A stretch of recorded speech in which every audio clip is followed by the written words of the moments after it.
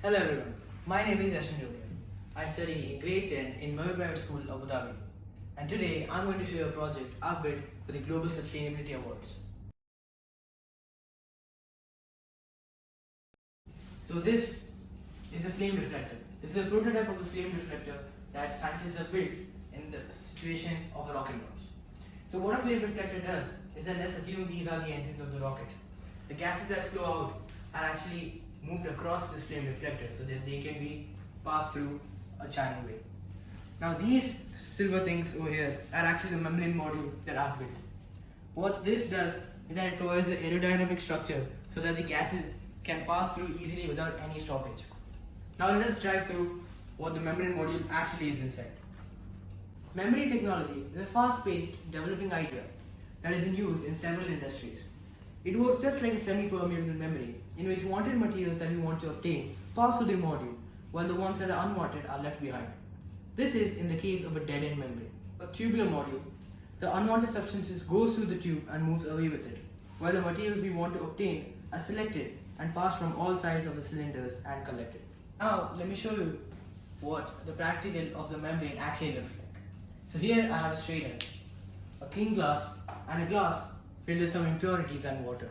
Let's take for an example that this is carbon dioxide and the impurities in it are different gases that come from the gas emissions. So now this is the membrane, and when we pass the whole solution, we see that only the carbon dioxide or water has actually passed through while the impurities are left inside the strainer. So now let me show you what actually happens inside the membrane module. So this is the hexagon membrane. This is the main part of the module. What this does is that the carbon dioxide emissions from the rocket launch are then passed through this membrane due to its selectively permeable nature, while the other gases are then bounced back and passed through its own way. Now why is this membrane hexagon? It's because I have modeled the structure to be in such a way that it is really strong. And as we all know, hexagon is one of the structurest and most strongest shape in existence, which is also one of the reasons why honeybees use this shape to make their honeycombs. So, after the carbon dioxide has passed through the membrane, this is an analogy of carbon dioxide, which is in the case of cotton. It travels through and then reaches the CO2 compressor. Now this compressor has built-in vacuum pumps, so it can suck in the carbon dioxide inside. Later, there are tubes connected to a separating wall which separates the carbon dioxide compressor and the canisters. Once the carbon dioxide passes through these tubes and the separating wall, here is the collection of canisters.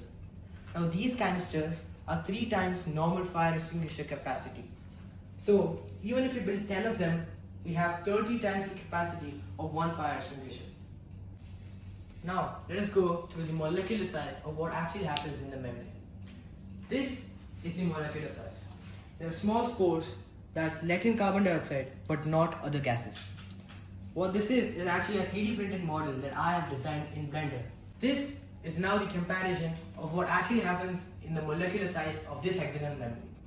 I have built this through Blender, a CAD application in which this explains that the pores in the hexagon membrane let the carbon dioxide through, while the other big molecular gases are then passed out.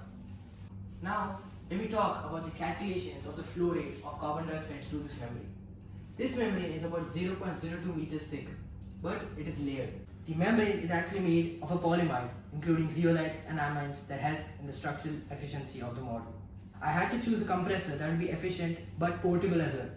So I have chosen the Hawk Cyrus compressor. The canisters are actually heat insulating alloys, and we can also add a coating of any thermal blanket that would further prevent any other damage. So in summary, this module, which I feel is really efficient and visionary for the future, as this deals with climate action as well as industry innovation and infrastructure, which are the SDG goals of this generation. Thank you everybody. I hope you understood what I really mean by showing this membrane module to you guys, and I hope that I can be heard as well as that this model can be used in the future. Thank you.